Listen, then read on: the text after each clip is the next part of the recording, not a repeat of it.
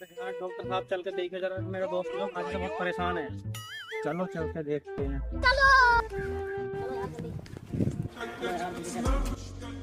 Doctor साहब देखिए, बहुत परेशान है जी, खांसी सुनने का नाम नहीं ले रही।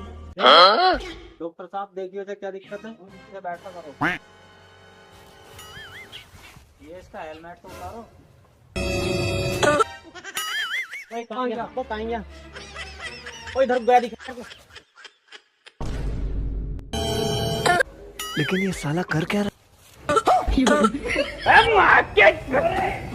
तेरी बहन का, तेरी बहन की यार, इसकी खांसी ने तो परेशानी कर रहा है। इसकी आज खांसी